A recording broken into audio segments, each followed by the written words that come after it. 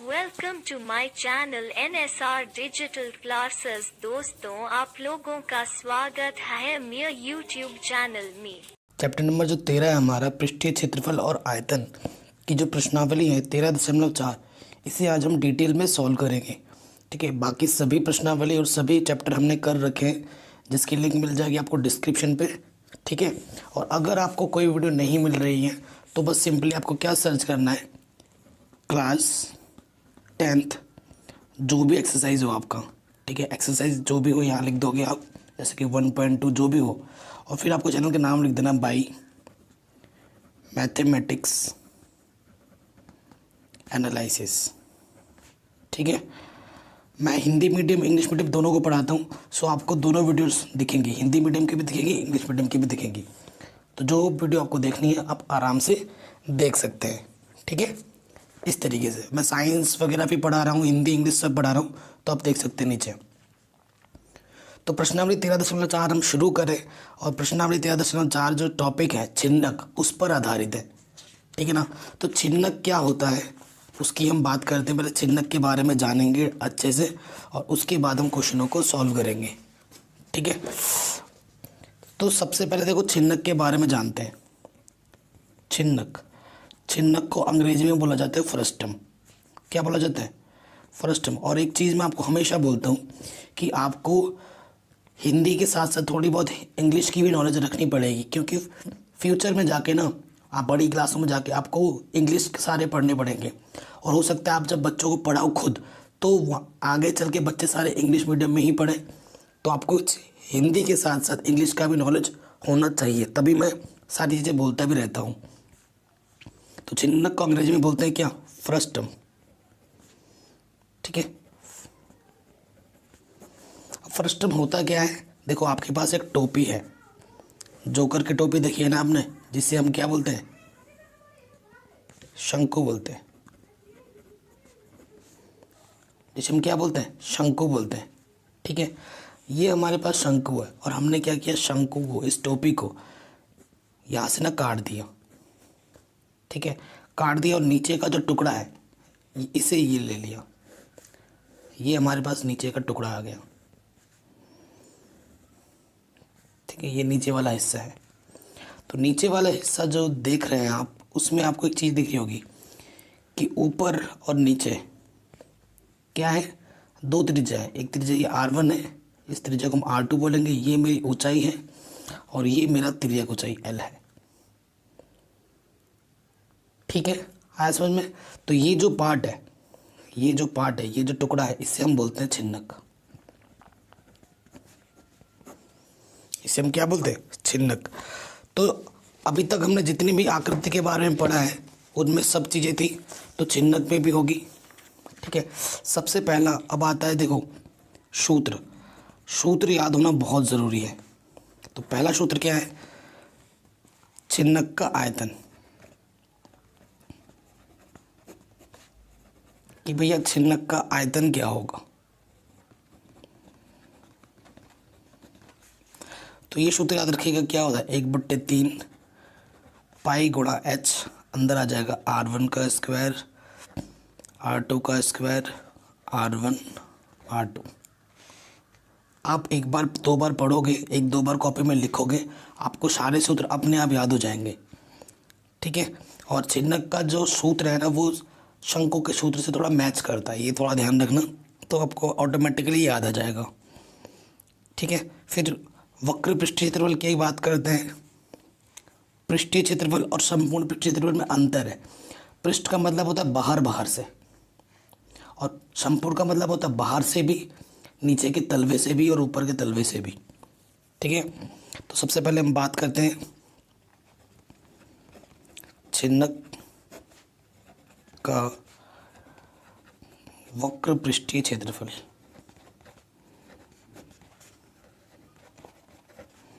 तो चिन्हक का वक्र पृष्ठीय क्षेत्रफल क्या होता है? पाई ब्रैकेट, वहाँ पर क्या होता है पाई RL, तो यहाँ पर R की जगह लग जाएगा R1 + R2 L। ठीक है, L क्या होता है? जहाँ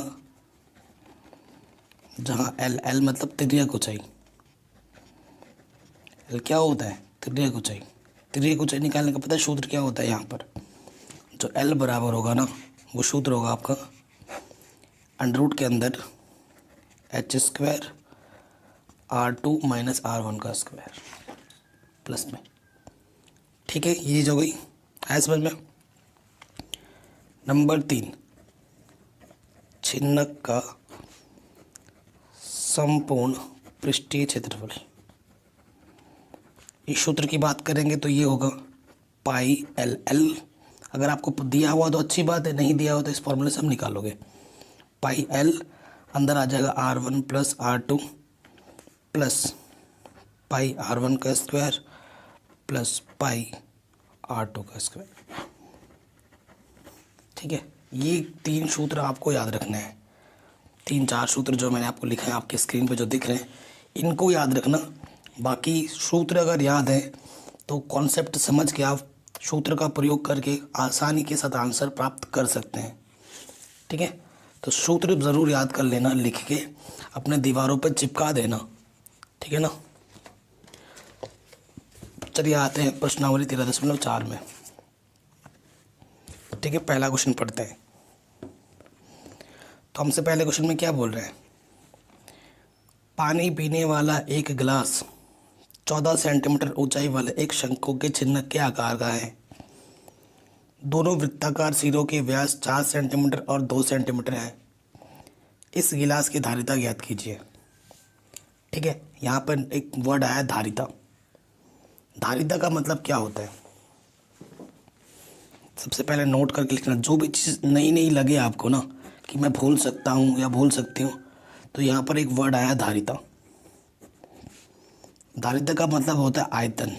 सीधी सी बात है कि हमें क्या निकालना है इस क्वेश्चन में? आयतन निकालना है। क्या निकालना है? आयतन। तो अगर चित्र में अगर हम देखें तो छिन्नक हमें किधर जो दे रखा है, इस प्रकार दे रखा है। छिन्नक आपको पता है ना, बाल्टी रुमा छिन्नक है। ये एच होगी, ये बड़ी वाली त्रिज्या होगी, छोटी वाली त्रिज्या होगी। छिन्नक में 2 त्रिज्याएं होती हैं और छिन्नक की जो ऊंचाई दे रखी है क्वेश्चन में वो दे रखी है 14 सेंटीमीटर। ठीक है, और जो बड़ी वाली त्रिज्या है, मतलब बड़ा वाला जो व्यास बोला है वो कितना बोला? 4 सेंटीमीटर। और छोटा वाला जो व्यास बोला है वो बोला है कितना?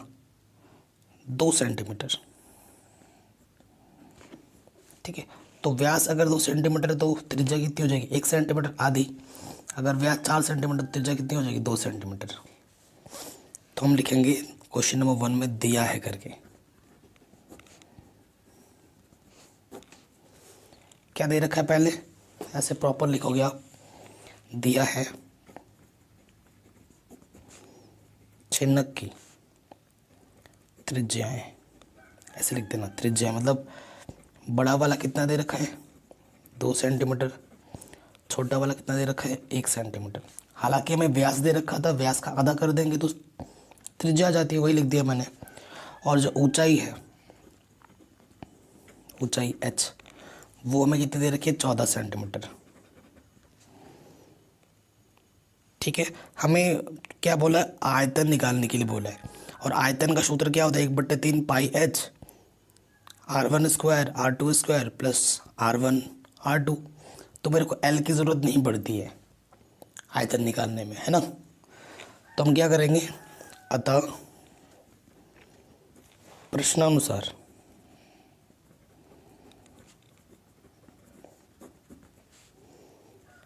क्या गिलास बोला था ना, प्रश्नानुसार गिलास की धारिता। धारिता मतलब आयतन। ठीक है, हमें क्या निकालना है? आयतन। और आयतन का सूत्र क्या होता है? गिलास हमारा छिन्नक, छिन्नक का आयतन का सूत्र क्या होता है? 1/3 पाई h R1 square R2 square R1 R2। ये फॉर्मूला होता है। ठीक, फॉर्मूला होता है, मान रखेंगे अब। ठीक है, पाई का मान क्या रखना? 22/7 रखना है, क्वेश्चन में बोला है। और ये बट्टे में 3 है तो यहाँ बट्टे में 3 लिखो। h का मान कितना दे रखा है क्वेश्चन में? 14। ब्रैकेट में R1 कितना है? 2 का स्क्वायर। R2 कितना? 1 का स्क्वायर। 2 गुणा 1 R1 गुणा R2 मान रख दिया। 7 दूनी 14, ऊपर आ जाएगा 22 दूनी 44 बट्टा 3, 2 का वर्ग 4, 1 का वर्ग 1, 2 1 कम 2, तो ये क्या आ गया 44 बट्टा 3 गुणा 7। ठीक है, गुणा कर देंगे ऊपर 7 को 28, 308 बट्टे 3। ठीक है, सेंटीमीटर क्यूब। यहीं पर छोड़ देंगे आंसर, या दशमलव में भी छोड़ सकते हो, यहाँ पे भी छोड़ सकते हो, जो आपको सही लगे। ठीक है, आराम से बन गया, कोई भी दिक्कत नहीं है, इजी क्वेश्चन था एकदम। जो क्वेश्चन में मैंने गोल गोल कर रखा है ना, वो मोस्ट इंपॉर्टेंट क्वेश्चन है, इसलिए गोल किया हुआ है। नंबर दूसरे पे आते हैं, कह रहे एक शंकु के चिन्ह की तिर्यक ऊंचाई 4 सेंटीमीटर है तथा इसके वृत्तीय सिरों के परिमाप 18 सेंटीमीटर और 6 सेंटीमीटर है। इस चिन्ह का वक्र पृष्ठीय क्षेत्रफल ज्ञात कीजिए। वेरी इंपॉर्टेंट क्वेश्चन है ये। ठीक है, बहुत ही शानदार क्वेश्चन है। देखिए क्वेश्चन नंबर 2 पे आ जाते हैं। हमें एक चिन्हक दे रखा है,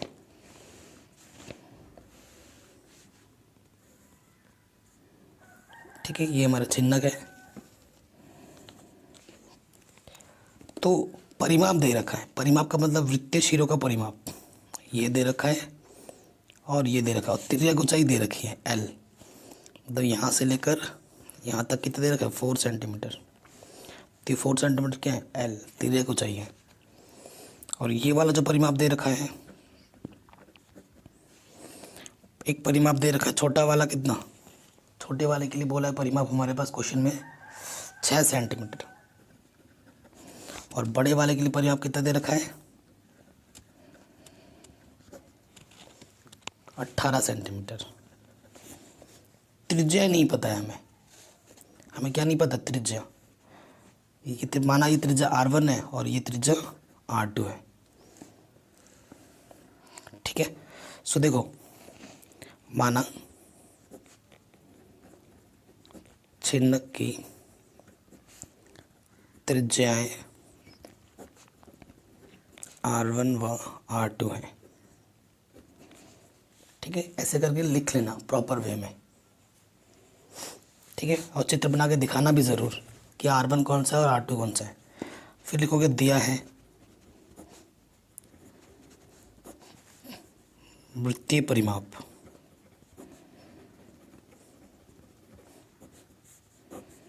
वृत्तीय परिमाप पहला वाला दे रखा है 18 सेंटीमीटर, और वृत्त का परिमाप क्या होता है 2πr, और इसके लिए R क्या है R1।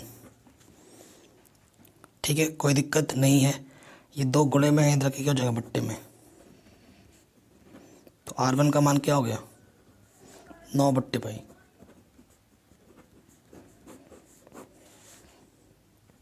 पुनः फिर से जो वृत्तीय परिमाप दे रखा है, दो दे रखे हैं ना आपको, एक बड़ा वाला एक छोटा वाला। दूसरा वृत्तीय परिमाप में कितना दे रखा था 6 सेंटीमीटर, वृत्त का परिमाप क्या था 2πr, और इधर का R क्या है R2, तो ये 2π गुणे में इधर के क्या जाएगा बट्टे में 2 दिया, तो R2 का मान क्या आ गया 3/π। R1 भी मिल गया मेरे को, R2 भी मिल गया। अतः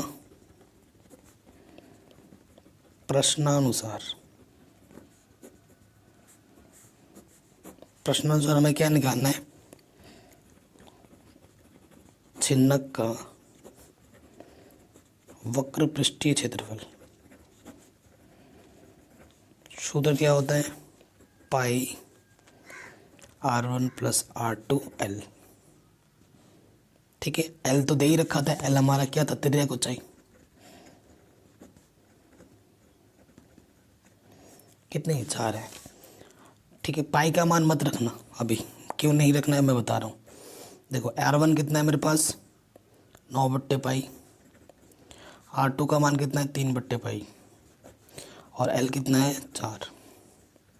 देखो यहाँ पाई है, इसके बट्टे में भी पाई है, इसके बट्टे में भी पाई है, तो लॉस ऑफ हो गया आ जाएगा पाई। जब नीचे समान होता है तो ऊपर वैसे का वैसे ही जुड़ जाता है। इसके बट्टे में भी पाई, इसमें ऊपर गुड़े नीचे में पाई पाई है तो पाई से पाई हट गया। 9 और 3 12 और ये क्या है 4, 12 चौके 48।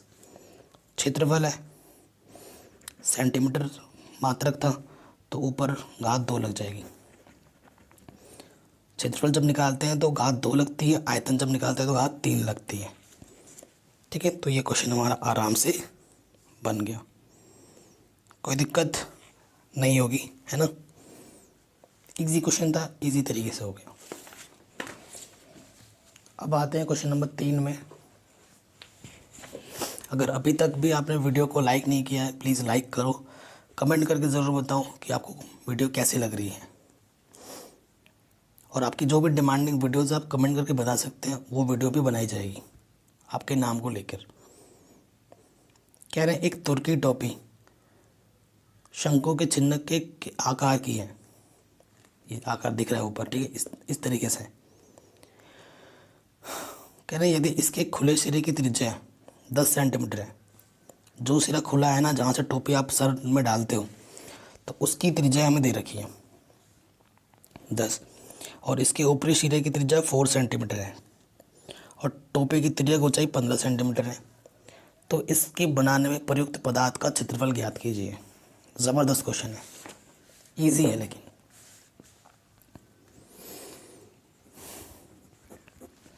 तो देखो क्वेश्चन नंबर 3 है ना ये, इसमें जब आप ध्यान से देखो क्वेश्चन में जो क्या बोल रहा है, एक टोपी है,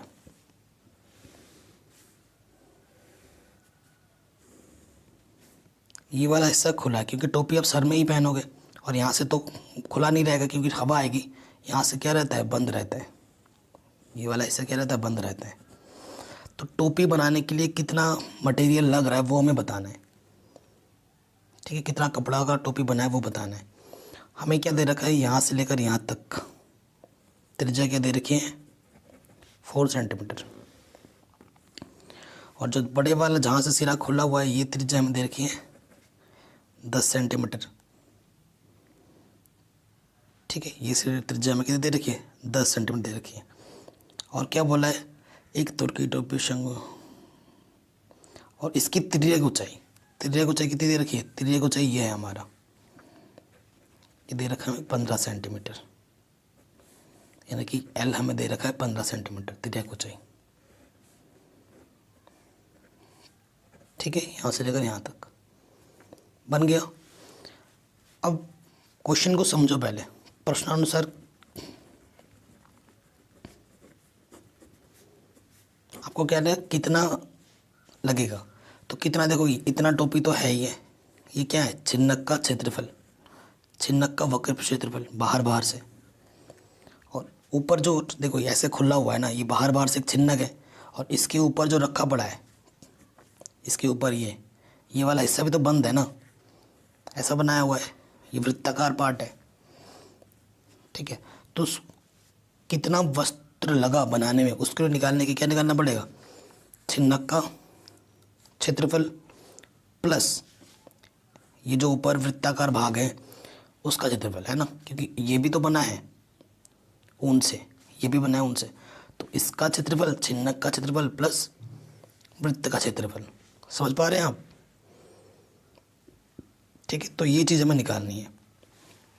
तो सबसे पहले लिखते हैं, ये तो मैंने समझाया आपको, यहाँ लिख देते हैं, दिया है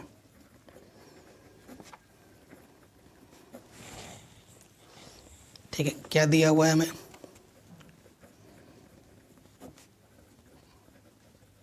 त्रिज्या ऊंचाई एल बराबर 15 सेंटीमीटर,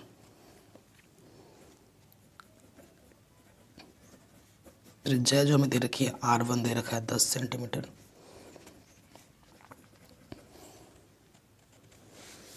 ठीक, ये चीज़ है, और ये जो टोपी वाला हिस्सा है ये कितना है, इसकी त्रिज्या कितनी है 4 सेंटीमीटर।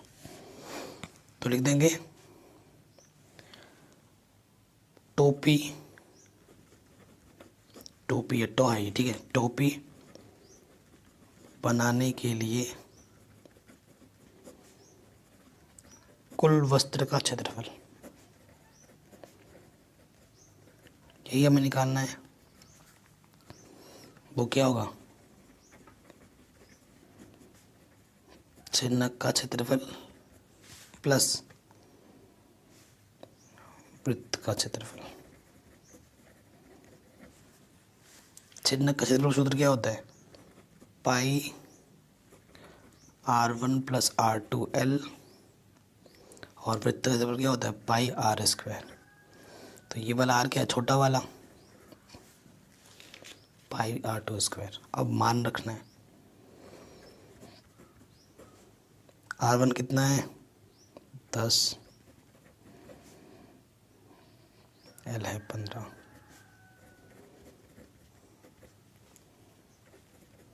R2 है 4, 4 × 4, ठीक है।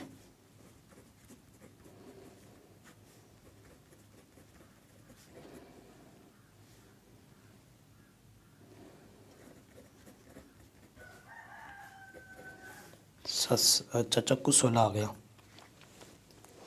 अब देखिए आप क्या कर सकते हैं, लॉसोपा ले लेते हैं। 14 × 15, 14 और 15 को गुणा करोगे तो आपको मिलेगा 210, क्योंकि दोनों में से तो 22/7 कॉमन है, अंदर ले लो, यहाँ से मिल जाएगा 14 × 15 क्या आ जाएगा? 210, और यहाँ से बचेगा 16। 210 और 16 कितना आ जाएगा? 226 गुणे में 22 को और 226 को आप गुणा कर दोगे ना तो आपको मिलेगा 4, 9, 7, 2 और बट्टे में 7। क्षेत्रफल के लिए सेंटीमीटर स्क्वायर हो जाएगा। ये आ जाएगा आपका आंसर, ठीक है, आराम से हो गया। क्वेश्चन नंबर 4 क्या बोल रहे हैं? धातु की चादर से बना और ऊपर से खुला एक बर्तन शंकु के एक छिन्नक के आकार का है, जिसकी ऊंचाई 16 सेंटीमीटर है तथा निचले और ऊपरी सिराओं की त्रिज्याएं 8 सेंटीमीटर और 20 सेंटीमीटर है। 20 रुपये प्रति लीटर की दर से इस बर्तन को पूरा भर सकने वाले दूध का मूल्य ज्ञात कीजिए। साथ ही इस बर्तन को बनाने के लिए प्रयुक्त धातु की चादर का मूल्य 8 रुपये प्रति 100 सेंटीमीटर की दर से ज्ञात कीजिए, और पाई का मान आपको 3.14 लेना है। इस क्वेश्चन में क्या है ना, आपको आयतन भी निकालना है, कितना दूध आ सकता है ना, दूध कितने रुपए का बेचेगा, ठीक है, मतलब आयतन निकालना है, और फिर बनाने में कितना धातु लगा, यानी कि क्षेत्रफल भी निकालना है।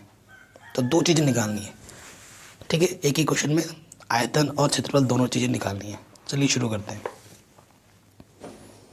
क्वेश्चन ढंग से देखिए, बाल्टी है छिन्नक के आकार की,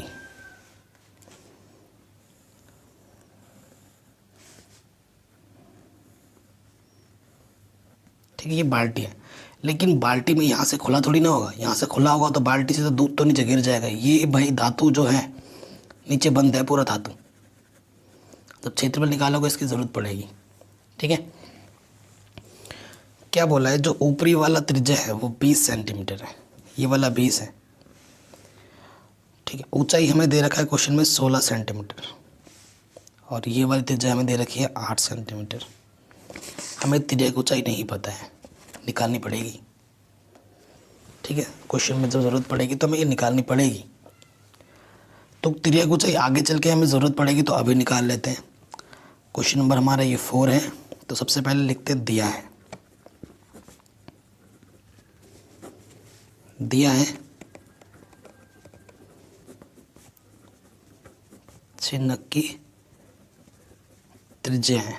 तो पहला R1 है 20 सेंटीमीटर,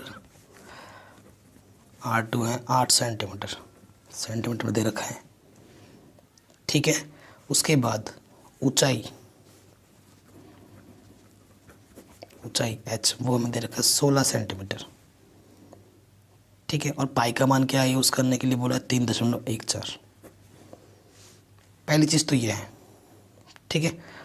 अब पहले वाला पार्ट तो आपका आराम से हो जाएगा, लेकिन दूसरे वाले पार्ट में आपको L की ज़रूरत पड़ेगी, तो हम क्या करते हैं, L अभी निकाल लेते हैं।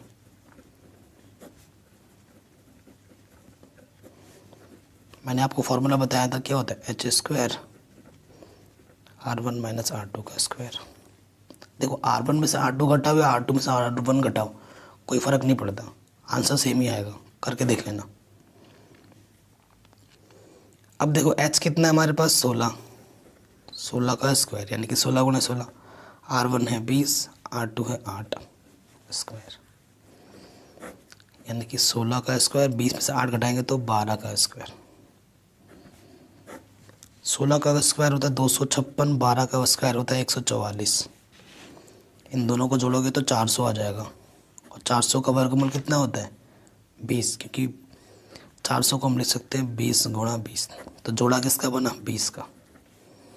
तो मेरे पास जो तिर्यक ऊंचाई L है वो कितनी आ जाएगी 20 सेंटीमीटर। कितनी आ जाएगी 20 सेंटीमीटर। तो सारी चीज़ें जो हमें चाहिए होंगी वो हमने निकाल ली।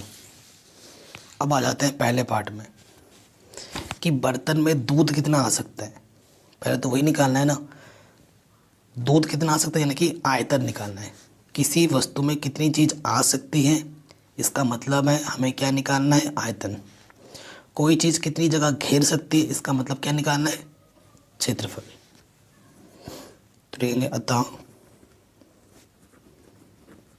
बर्तन में दूध आने की क्षमता, यानी कि हमें क्या निकालना है आयतन। बर्तन कैसा है छिन्नक, और छिन्नक का आयतन क्या होता है 1/3 पाई गुणा h, ब्रैकेट के अंदर R1 का स्क्वायर, R2 का स्क्वायर, R1 गुणा R2। ठीक है, तो पाई का मान बोला 3.14 यूज़ करना। h का मान हमें 16 दे रखा है बट्टे में 3, और 1/3 पाई h हो गया।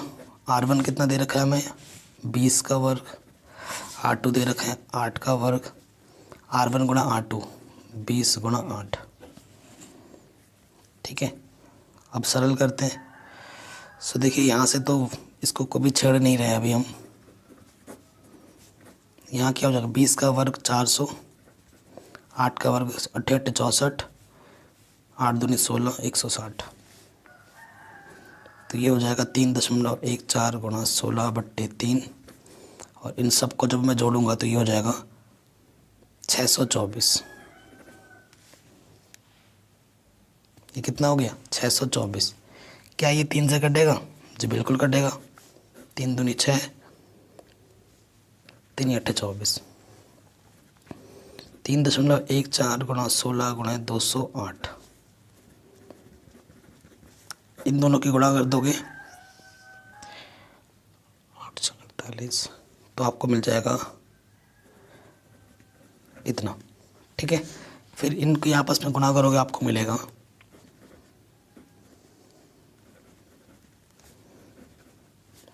Centimetre cube.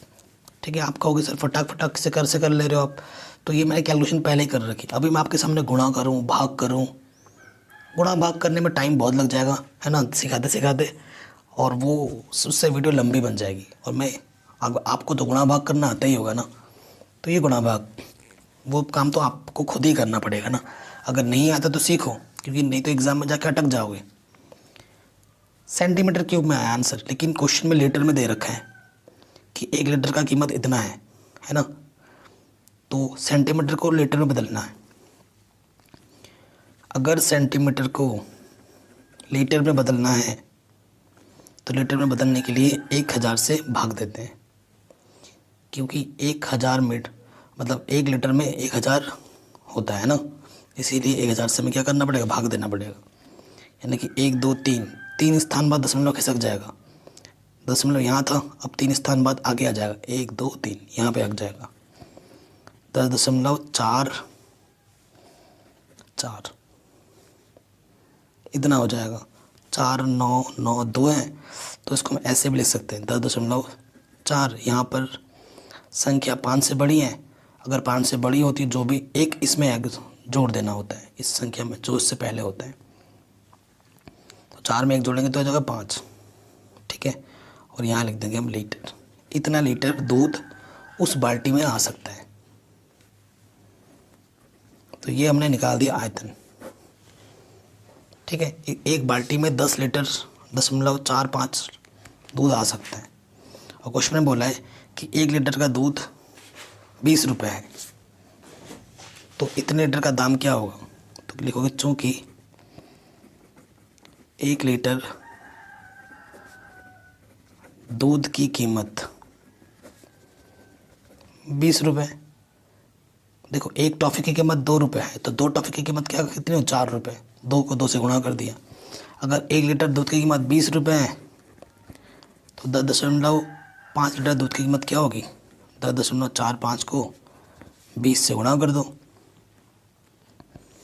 ठीक है, तो ये आ जाएगा 209 रुपये। गुणा करके देख लेना। ठीक है, कितना आ जाएगा, 209 रुपये। कोई दिक्कत नहीं है। पहला पार्ट क्वेश्चन का आराम से हो गया। अब दूसरे पार्ट में आ जाओ। दूसरे पार्ट में बोल रहा है ये बाल्टी बनाने में धातु की कितनी चादर लगेगी। तो लिखेंगे, सेकंड पार्ट है इस क्वेश्चन का, प्रयुक्त चादर का क्षेत्रफल। तो क्या होगा, बाहर बाहर से छिन्नक है, छिन्नक का क्षेत्रफल, और नीचे से क्या वृत्ताकार है, नीचे से वृत्त का क्षेत्रफल। ठीक है, छिन्नक का क्षेत्रफल सूत्र क्या होता है, पाई r1 + r2l, और वृत्त का क्षेत्रफल होता है पाई r²। और इस r को मैंने r2 बोला है, तो पाई r2²। अब हमें मान रखना है, पाई का मान 3.14, r1 है 20, r2 है 8, और l कितना दे रखा, दे क्या, l हमने निकाला था 20। ठीक है, पाई का मान 3.14, r2 कितना है 8, स्क्वायर है तो 8 × 8। अब गुणा भाग करना आपको आना चाहिए। दोनों में से 3.14 क्या ले लो कॉमन, यहाँ से 28 × 20 और 8 × 8 = 64। ठीक है, आप 28 दूनी 56, पीछे से 0, 3.14, इन दोनों को जोड़ेंगे 624, और इनकी आपस में गुणा करेंगे तो इतना आ जाएगा। क्षेत्रफल है तो सेंटीमीटर²। ठीक है, इतना आ गया। अब बोल रहे हैं कि बाल्टी बनाने के लिए कितने रुपए की धातु की चादर लगेगी, कितने रुपए की। तो क्या बोल रहे हैं, प्रयुक्त धातु की चादर का मूल्य 8 रुपये प्रति 100 सेंटीमीटर की दर से ज्ञात कीजिए। मतलब कितना धातु लगा वो तो हमने निकाल लिया, अब कितने रुपए का लगा वो हमें निकालना है। देखो 100 सेंटीमीटर पे 8 रुपये लगता है, तो इतने पे कितना लगेगा वो हमें निकालना है। ठीक है, तो क्या लिखोगे, 100 सेंटीमीटर² की लागत 8 रुपये। ठीक है, इसलिए 1 सेंटीमीटर² की लागत क्या हो जाएगी, 8/100 रुपये। ठीक है, एक एक नियम लगा रहे हैं हम। ठीक है, अगर 4 टॉफ़ी की कीमत 8 रुपये है तो 1 टॉफ़ी की कीमत क्या होगी, 2 रुपये। भाग दे देते हैं ना, तो वही काम हम यहाँ पे भी कर रहे हैं। 100 सेंटीमीटर² की लागत अगर 8 रुपये है तो 1 सेंटीमीटर² की लागत क्या होगी, 100 से भाग दे दो। हमें क्या निकालनी है, तो इतने सेंटीमीटर² की लागत क्या होगी,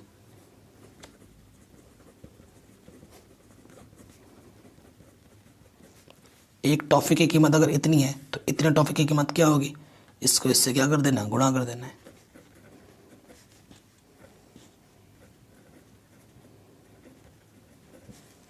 ठीक है, इससे इसको क्या कर देना, गुणा कर देना है। तो पहले 8 से ऊपर गुणा करो तो ये हो जाएगा,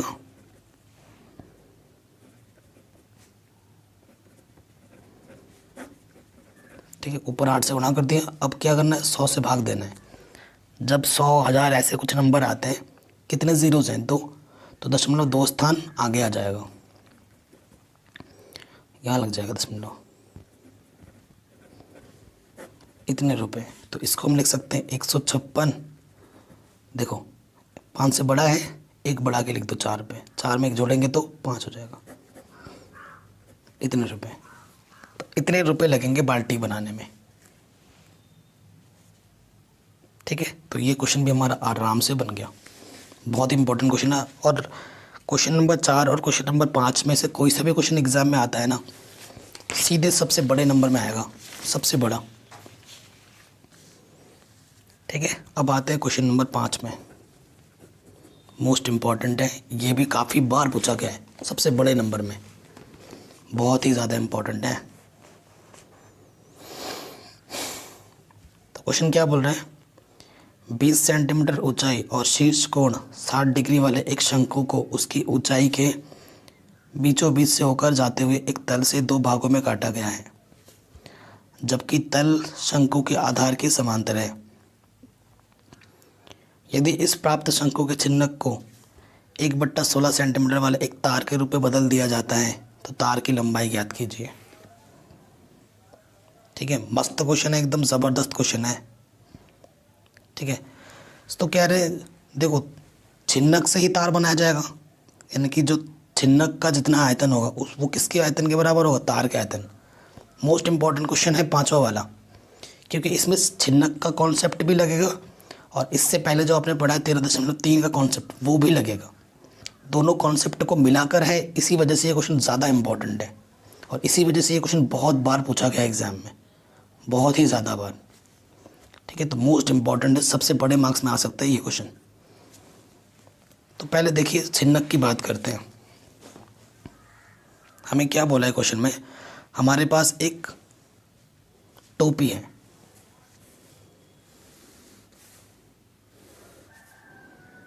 थोड़ा मैं बड़ा बना लेता हूँ क्योंकि बड़ा नहीं बनाऊंगा तो आपको समझ में भी नहीं आएगा, मैं थोड़ा जानबूझ के बनाया।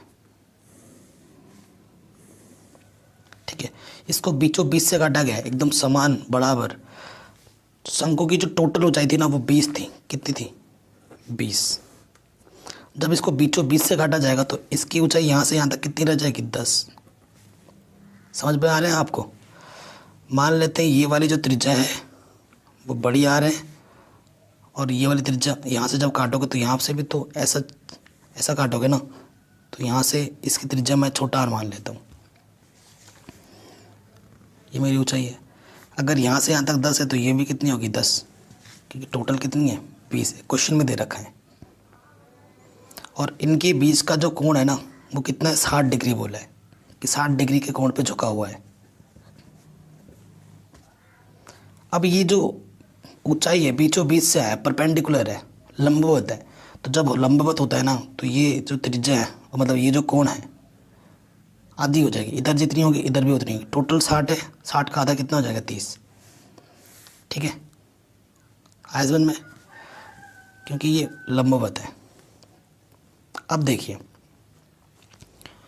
आपको इस शंकु की इस छिन्नक की ऊंचाई पता है, लेकिन ये वाला जो छिन्नक बन रहा है इस छिन्नक की ना तो ये त्रिज्या पता है आपको, ना ये त्रिज्या पता है। बिना त्रिज्या के आप आगे बढ़ ही नहीं सकते। सो जो काम अभी हम करने जा रहे हैं वो काम पहले किसके लिए करेंगे, त्रिज्या निकालने के लिए। मैं नाम दूंगा पहले इनको, A B C D O E, नाम कुछ भी दे सकते हो। ठीक है, अपने दोस्तों के नाम के लेटर रख दो, कुछ भी रख दो, उससे फ़र्क नहीं पड़ता। अब आप चले जाएंगे, जो भी आपने सीखा है उसका उपयोग करोगे। देखो त्रिभुज ए, अच्छा ये इसका नाम भी दे दो, O dash, A O dash C में त्रिभुज पे बना भी देता हूँ ताकि आपके मन में कोई कन्फ्यूज़न ना रहे। ठीक है, यहाँ पे भी 90 बनेगा, ये मेरा A है, ये मेरा O डैश है, ये मेरा C है। ठीक है, और यहाँ पर मेरा 30 डिग्री का कोण है। ठीक है, ये इसकी लंबाई 10 सेंटीमीटर है। और हमेशा आपको पता है कोण के सामने वाली भुजा क्या होती है, लंब। 90 अंश के सामने वाली भुजा हमेशा क्या होती है, कर्ण।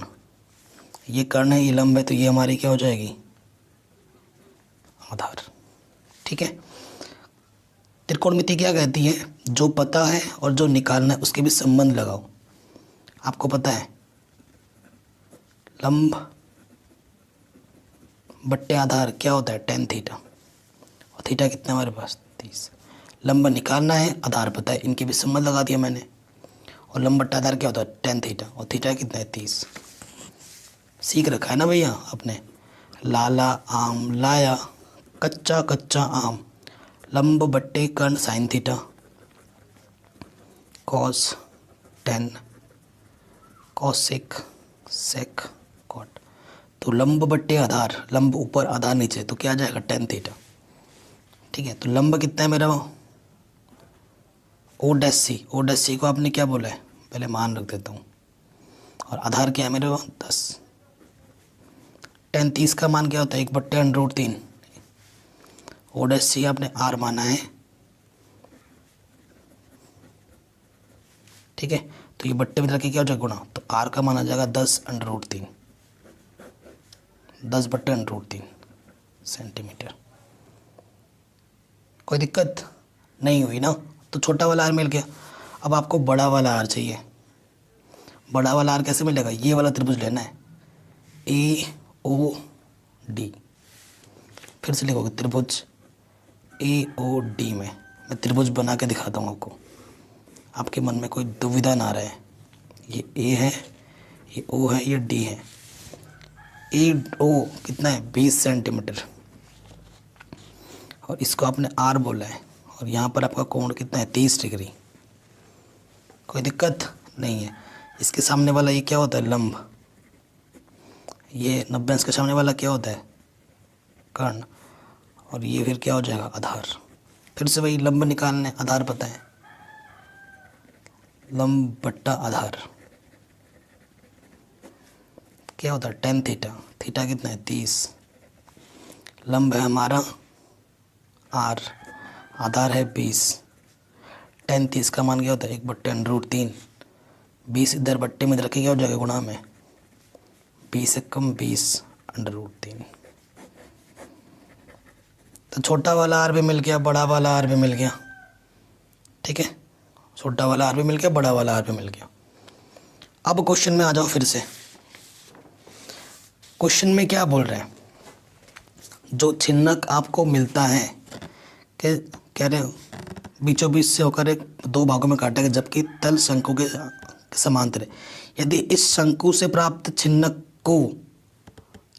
को व्यास 1/16 सेंटीमीटर वाले एक तार के लंबे रूप में बदल दिया जाता है, तो तार की लंबाई ज्ञात कीजिए। वाओ, ज़बरदस्त क्वेश्चन। देखो अब क्या बोल रहा है, जो छिन्नक आपको मिला है, इस छिन्नक को आपको तार के रूप में बदलना है। पतली सी तार, जो तार होती है ना, ये ऐसी पतली सी तार है। और तार किस रूप आकार में होती है, तार होती है बेलन की आकार। ठीक है, सो इसका जो व्यास हमें दे रखा है, इसका जो हमें व्यास दे रखा है ना, व्यास कितना दे रखा है 1/16 सेंटीमीटर। तो भैया त्रिज्या क्या हो जाएगी, त्रिज्या क्या हो जाएगी, त्रिज्या को हम उधर स्मॉल आर कैपिटल आर बोल रहे थे, इसको मैं इस त्रिज्या को मैं बोल रहा हूँ R1।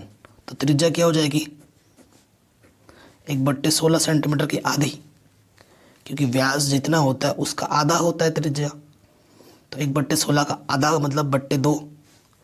अब इसके बट्टे में कुछ नहीं, देख ले लो, इसकी गुणा इसके साथ होती है, भागा इसकी गुणा इसके साथ, 1 कम 1, 16 दूनी 32। ठीक है, 16 दूनी 32। माना तार की लंबाई L है। ठीक है, ये जो ऊंचाई है ना, इसको मैंने क्या बोल दिया L है। यहाँ से लेकर तार की जो ऊंचाई यानी कि लंबाई के बराबर है। ऊंचाई है ना, कितनी दूर, मतलब लंबाई हुई एक चीज़ से, ऊंचाई को इस क्वेश्चन में L से प्रदर्शित किया जा रहा है। तो हमें ये L निकालना है कि तार कितनी लंबी होगी। और अभी जो आपने निकाला है त्रिज्या, ये निकाला था आपने 20/√3। ये ऊंचाई आपके पास 10 थी, बीचों बीच से काटा गया था। और ये वाला स्मॉल आर आपने निकाला था 10/√3। ठीक है, सब सेंटीमीटर में, कोई दिक्कत नहीं है। इसी से ये बनाया जा रहा है, तो इसका जो आयतन होगा छिन्नक का जो आयतन बेलन के आयतन के बराबर होगा प्रश्नानुसार। छिन्नक का आयतन किसके बराबर होगा? तार का आयतन। छिन्नक का आयतन का सूत्र क्या होता है भाई साहब, बताइए? फॉर्मूला क्या होता है छिन्नक के आयतन का? छिन्नक का आयतन होता है 1/3 पाई गुणा h। अच्छा, स्मॉल r बोला है, r square capital R square, r1 square r2 square r1 r2, ठीक है। और तार मतलब बेलन का आयतन क्या होता है? बेलन का होता है पाई r स्क्वायर h, और h को हमने क्या बोला यहाँ पर? l बोला है, ठीक है। सूत्र इधर भी पाई है, इधर भी पाई, पाई से पाई कैंसिल। अब बस आपको सरल करना है और आपको आपका आंसर मिल जाएगा। h हमारे पास कितना है? 10। r1 10, सॉरी स्मॉल r है ना, 10√3 का स्क्वायर, कैपिटल R 20√3 का स्क्वायर, फिर इन दोनों की गुणा 10√3 गुणा 20√3। r1 कितना आया था हमारा? 1/32,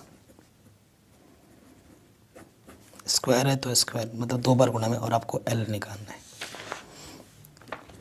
इनकी गुणा करो 100/3, क्योंकि √3 का वर्ग 3 होता है, 400/3 200/3, और ये आ जाएगा 1 का वर्ग 1, ऊपर नीचे आ जाएगा 32 गुणा 32 l। यहाँ देखिए सबके बट्टे में 3 है, एलसीएम कितना आ जाएगा? 3, ऊपर सारे जुड़ जाएंगे।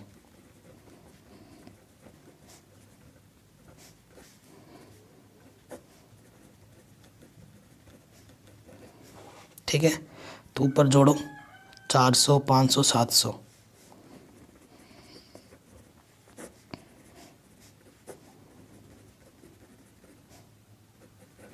तो देखो ये बट्टे में इधर के क्या हो जाएगा? गुणे में।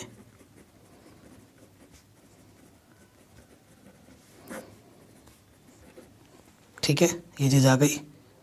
अब क्या कर लेना है आपको? हल कर लेना है। कहीं पे हमसे कोई गड़बड़ तो नहीं हुई है? ठीक है, कॉन्सेप्ट हमारा पूरा सही चला था, कहीं पर कैलकुलेशन मिस्टेक तो नहीं हुई है? वो देख लेना, नहीं हुई है। अब सरल करो, ठीक है। इनको सबको क्या करो? ऊपर ऊपर गुणा करना, जितना भी आएगा उसको 3 से क्या कर देना? भाग कर देना, ठीक है। तो सब गुणा भाग करने के बाद जो आंसर आएगा वो मैं लिख दे रहा हूँ, 7964.44 मीटर। जो तार की लंबाई होगी वो इतनी होगी। अगर वीडियो पसंद आई तो प्लीज़ लाइक शेयर ज़रूर करें, चैनल पे नए हो तो सब्सक्राइब ज़रूर करें। सारे चैप्टर करा रखे हैं, लिंक्स मिल जाएगी आपको डिस्क्रिप्शन पे।